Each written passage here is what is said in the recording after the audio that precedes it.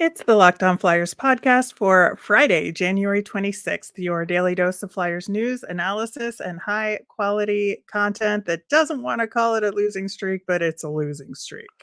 Limping into the break. Your Locked On Flyers, your daily podcast on the Philadelphia Flyers.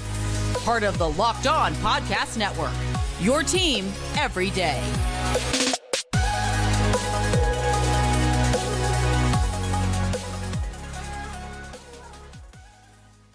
Hey there, and thanks for making Locked On Flyers your first listen every day. I am Rachel Donner. You can find me on the app formerly known as Twitter at rmiriam. I'm here as always with Russ Cohen, who's on all your favorite social media apps at Sportsology. We are at Locked On Flyers on Instagram, Threads, Blue Sky, and Twitter as well. Today's episode is brought to you by FanDuel. Make every moment more. Right now, new customers get $150 in bonus bets guaranteed when you place a $5 bet. Visit fanduel.com/lockedon to get started. You can find us for free over on YouTube or on the SiriusXM app or anywhere you listen to podcasts. Subscribe to get our latest episode as soon as it's available here on the Locked On Podcast Network, your team every day. Before we dig into the game against the Red Wings, of course, we're going to preview the last game before the break against the Bruins and talk Hall of Fame weekend. There was one update since yesterday's show was recorded about the Hockey Canada situation. There's going to be a press conference in London, Ontario from their police department on February 5th. So we are in a holding pattern on that until then. Until after the All-Star game. Yes. Very, very nice that conveniently works out that way. Getting into last night's game against Detroit, we did get a 12-6 lineup, Russ. Yeah. I mean, they put Nick Delorier in, so I'm not sure it really was the 12-6 we were looking for, but they did do it. It's interesting. If you watch the opposing feed once in a while, you could really get the perspective from the other. And I think it was Mickey Redmond, all-time player for the, in the NHL, and he was talking about. He goes, "Wow, look how the Flyers are just like swarming with their defensemen or anybody around the net, just looking to block shots. And block shots can be your friend, but block shots could be your enemy too. And you really have to be careful with a goalie. And Urson is definitely different than Hart. He moves around a little bit more, and so I think his vision can get blocked a little more. And there's no question that Detroit also did some good video work because they had figured out that at times the Flyers over pursue when the puck's in their own end. And so like that cop goal, everybody was on the other side. Everybody was chasing the puck, and all they had to do was get it on the other side, and there was nobody there. And you can't do that on defense. Like, you can't have it like that. But I think this is some of the stuff gets drummed into them that they have to be very aggressive. And I think at times they're over aggressive on both things. Yeah, it is interesting because I agree with you. I think they were over aggressive defensively and got caught kind of just gravitating toward the puck when they had to play a little bit more of a zone defense and left some guys open. And I think particularly the Larkin line was able to take advantage of that. Yeah, because they have a little more speed than the Flyers line. Exactly. But I thought that the aggressiveness was lacking on the offensive side of things. And, they're tired. We know they're tired. We've seen it. We've talked about it. But if you looked at scoring chances on the rush for the Flyers, very few and far between in this game. Yeah, that's where they're missing Owen Tippett. He's that stat. Yeah. Beyond him, maybe connecting once in a while, but he is that stat for them. And that's something where, that element is missing. And so that's a thing. There's no question that's a thing.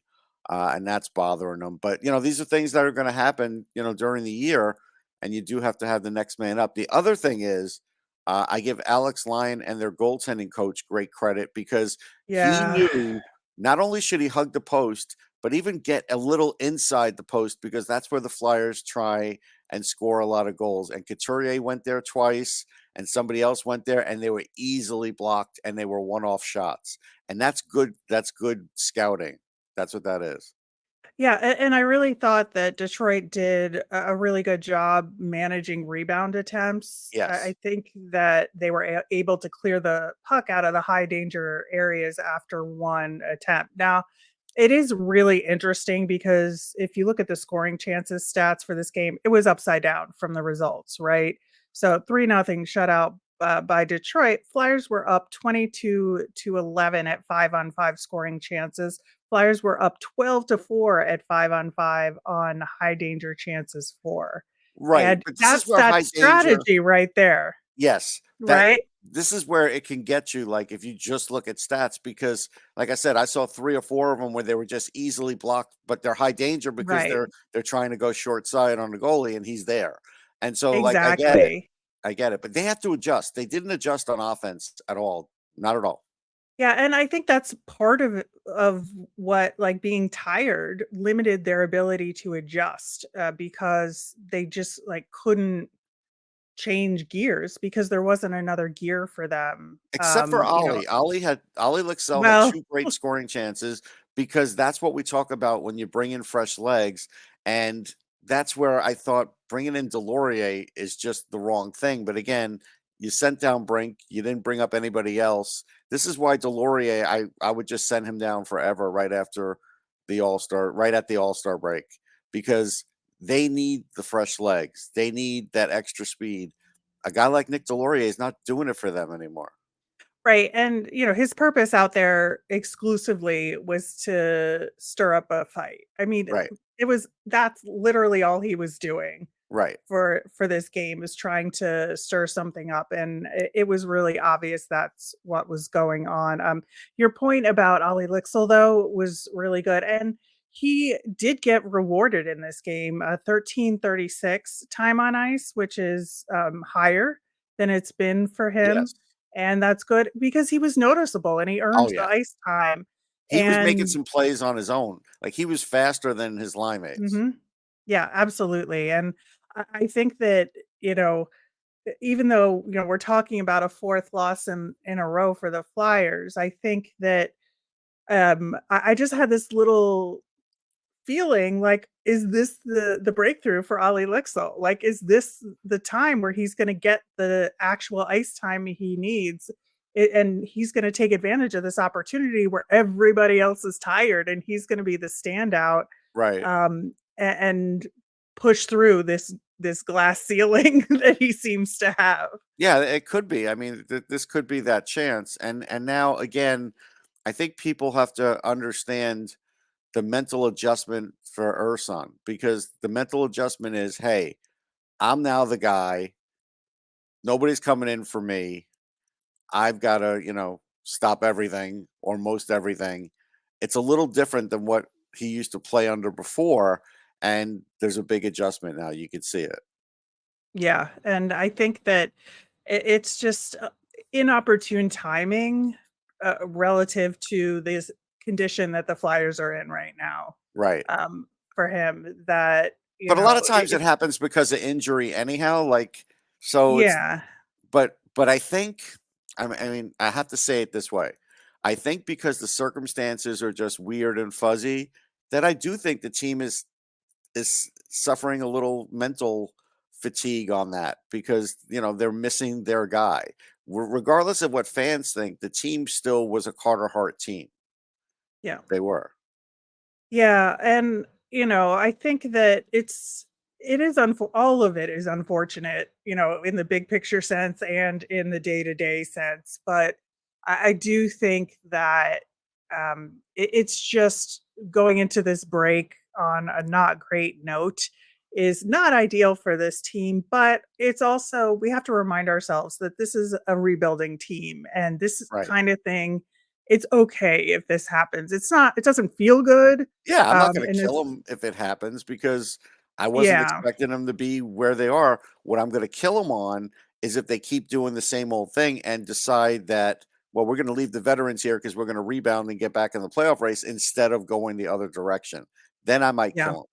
Yeah, I think that that's a fair criticism, and something we'll see what happens going into the break or coming out of the break, I guess. Right. And it'll all depend on what's going on in Lehigh Valley as well, which we all Right. know is A little an shaky. issue, a little shaky. So definitely something to keep an eye on. But yeah, some good things, especially from Lycksell in a Yes. not great result here. In the meantime, the Flyers have one more chance to get a win leading into the break. It's up against a very tough Boston Bruins team. So it's a Oh, tall yeah. order, but it's an exciting weekend. And we are going to talk about all of that coming up next. We're driven by the search for better, but when it comes to hiring, the best way to search for a candidate isn't to search at all. Don't search, match with Indeed. Use Indeed for scheduling, screening, and messaging so you can connect with candidates faster. And Indeed doesn't just help you hire faster, 93% of employers agree Indeed delivers the highest quality matches compared to other job sites. They leverage over 140 million qualifications and preferences every day. Indeed's matching engine is constantly learning from your preferences, so the more you use Indeed, the better it gets. Listeners of Locked On Flyers will get a $75 sponsored job credit to get your jobs more visibility at Indeed.com/locked on. So go to Indeed.com/locked on right now and support Locked On Flyers by saying you heard about Indeed on this show. That's Indeed.com/locked on. Terms and conditions apply. You need to hire, you need Indeed. NFL playoffs have been wild, and there's still time to get in on the action with FanDuel, America's #1 sports book. Right now, new customers get 150 in bonus bets guaranteed when you place a $5 bet. That's 150 bucks in bonus bets, win or lose.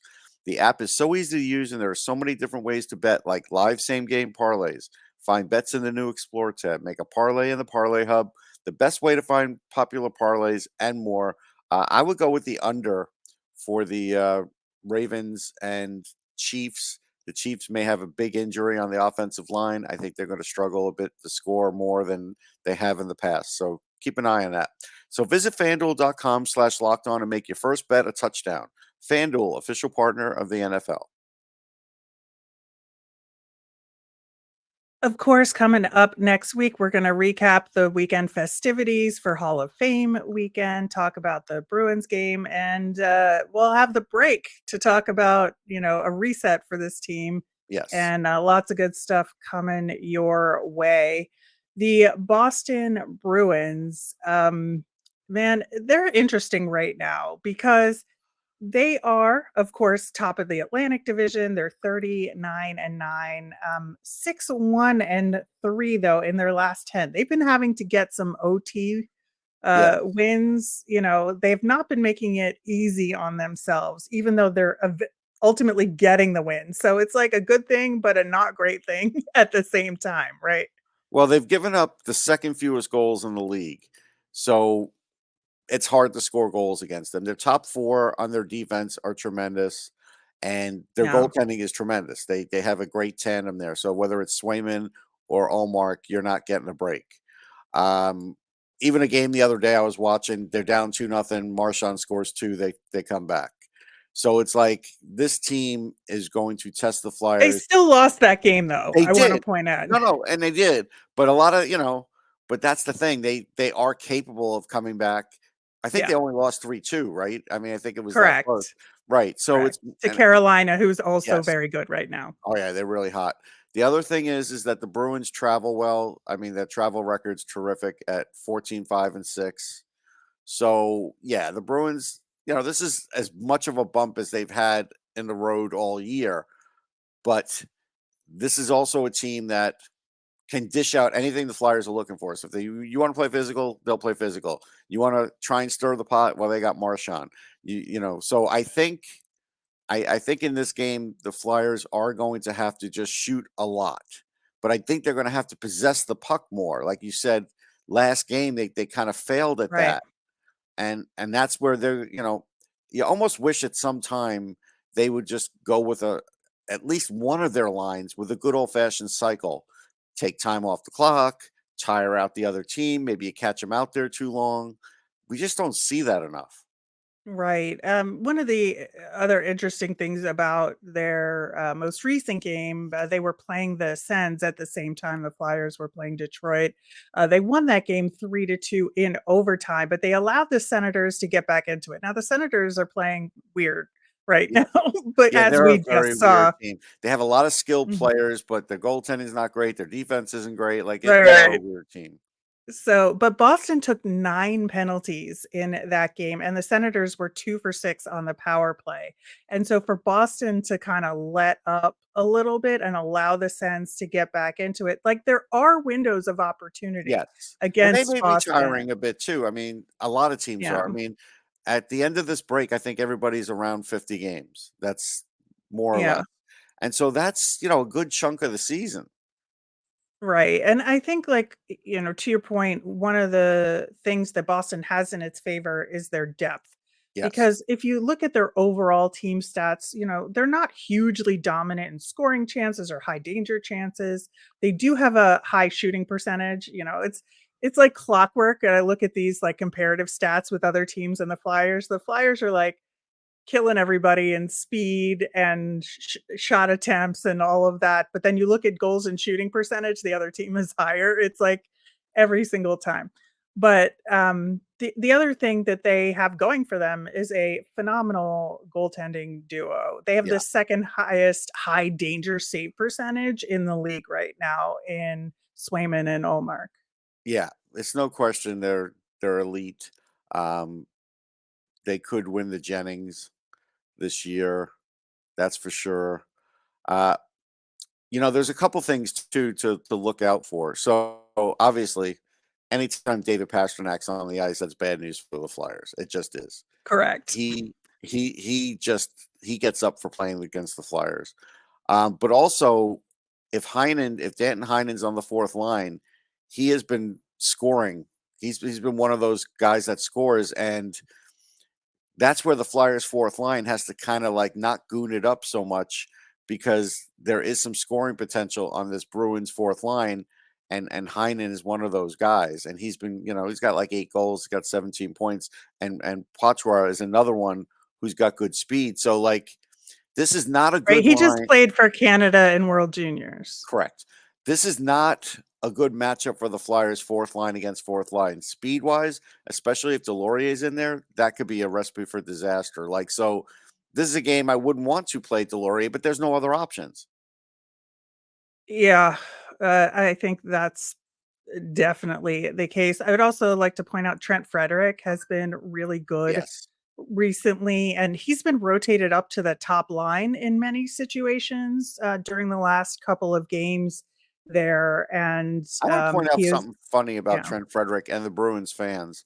So Bruins fans hated that pick, hated it. yeah, they Um, did. he was, I don't know. I remember I was on the floor for that part of that draft and I stayed on the floor and I think he got picked around 31, something like that.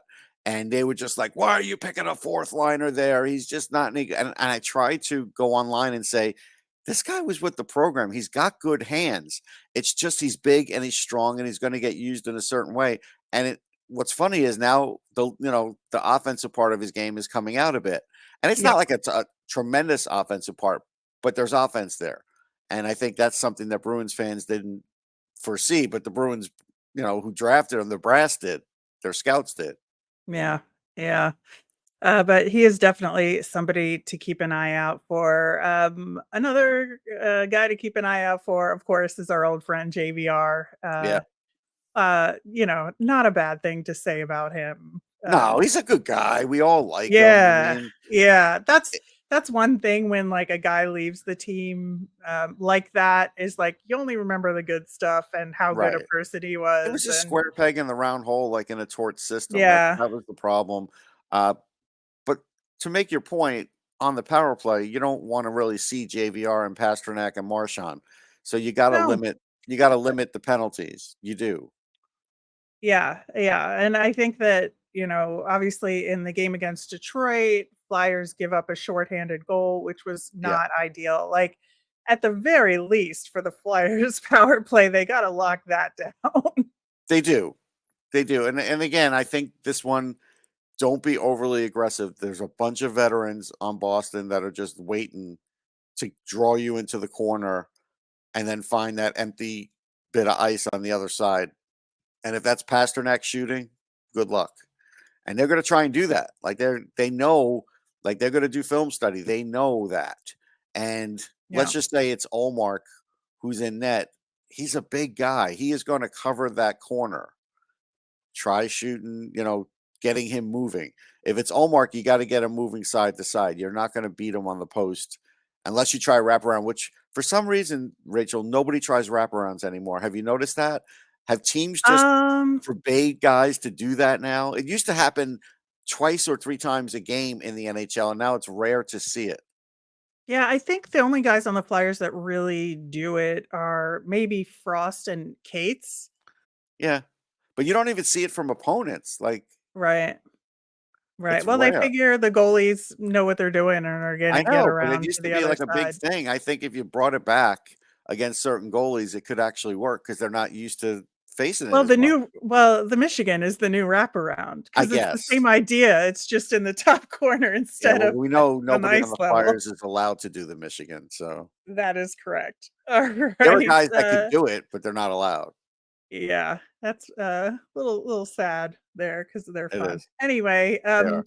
there's more to the weekend, including the Flyers alumni game and Hall of Fame weekend honoring Mark Recchi, and we are going to talk about that coming up next. Passion, drive, and patience. What brings home the winning trophy is also what keeps your ride or die alive. eBay Motors has everything you need to maintain your vehicle and level it up to peak performance, from superchargers, roof racks, exhaust kits, LED headlights, and more. Whether you're into speed or power or style, eBay Motors has got you covered. With over 122 million parts for your number one ride or die, you'll always find exactly what you're looking for. And with eBay Guaranteed Fit, your part is guaranteed to fit your ride every time or your money back. Because with eBay Motors, you're burning rubber, not cash. With all the parts you need at the prices you want, it's easy to turn your car into the MVP and bring home that win. Keep your ride or die alive at ebaymotors.com. Eligible items only, exclusions apply. eBay Guaranteed Fit only available to U.S. customers. Locked On has launched the first ever national sports 24/7 streaming channel on YouTube. Locked On Sports Today is here for you 24/7, covering the top sports stories of the day with local experts of Locked On, plus our national shows covering every league like Locked On NHL. Go to Locked On Sports Today on YouTube and subscribe.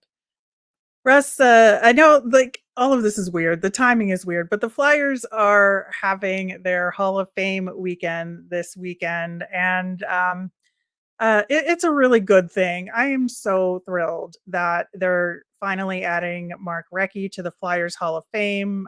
As we said when the announcement happened, they hadn't done this in a number of years, and so it's good to see that tradition brought back.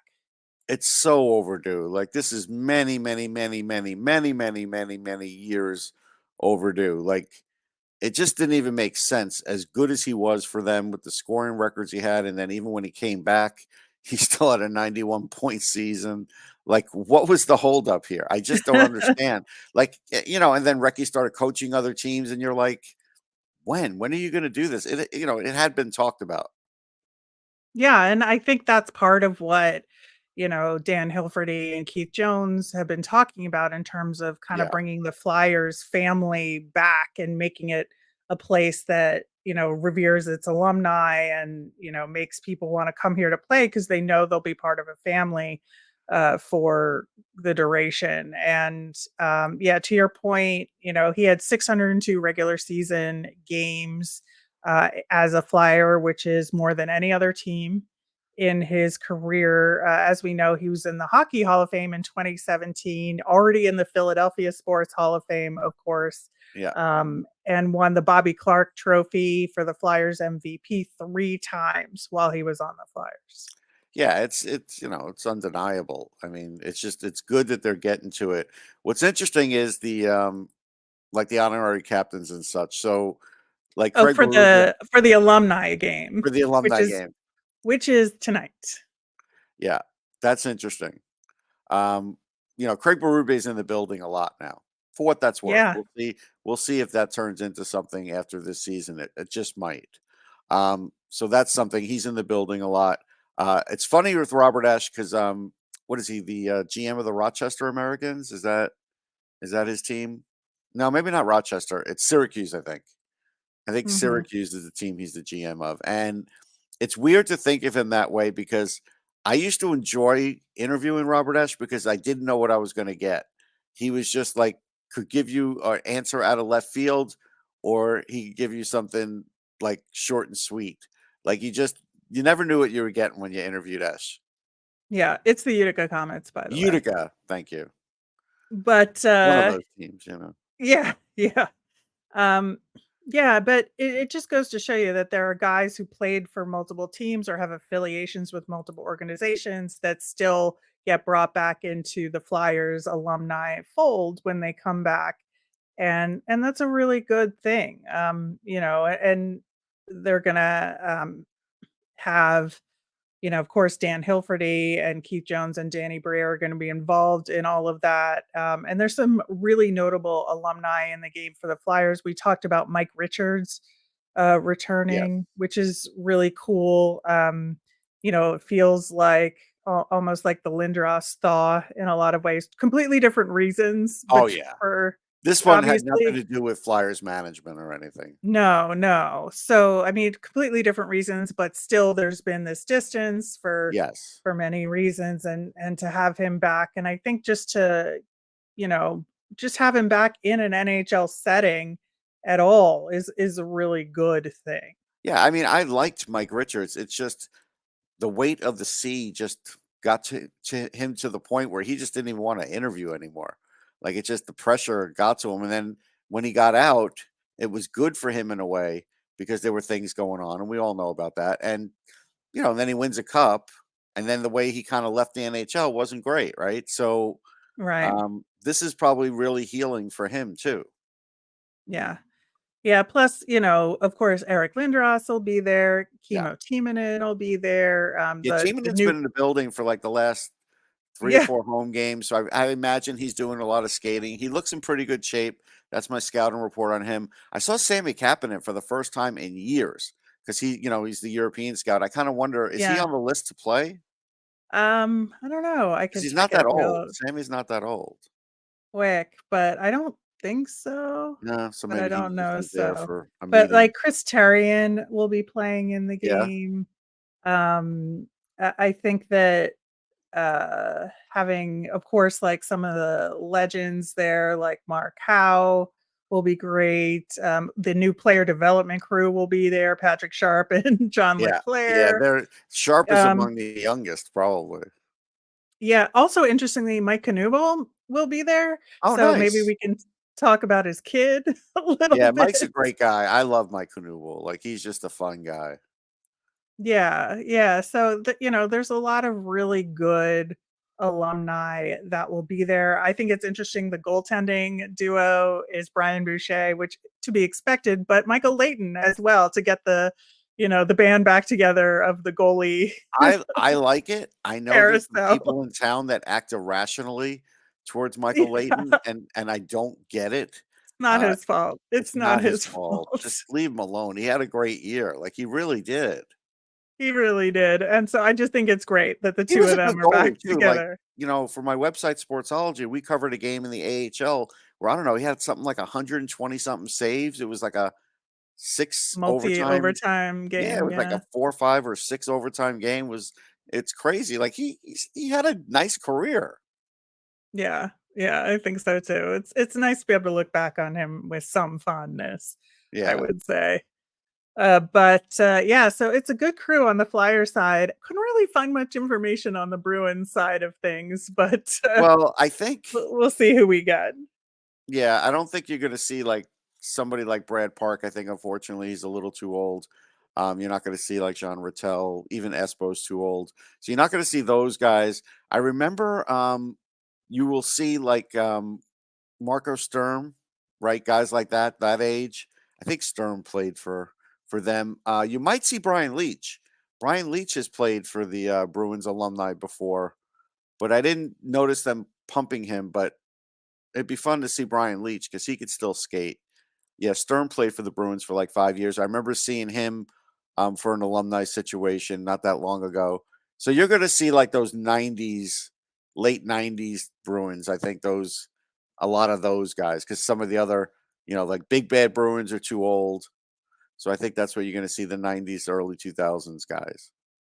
Yeah, absolutely. All right. Well, the alumni game actually will be streaming on the Flyers YouTube. So if you can't make it, there is a chance to watch it, which is really cool. I will be doing that for sure. That'll do it for today's show. Of course, on Monday, we'll be back to recap the weekend festivities, talk about Flyers versus Bruins, and have our nemesis of the week. As a reminder, we always want to hear from you. So if you've got mailbag questions, send them in via Twitter at Locked On Flyers. You can email us at lockedonflyers@gmail or comment on our YouTube channel. I'm Rachel. I'm on Twitter at rmiriam. That's RMIRIAM. I'm Russ. I'm at Sportsology, SPORTSOLOGY. Have a great weekend, everyone.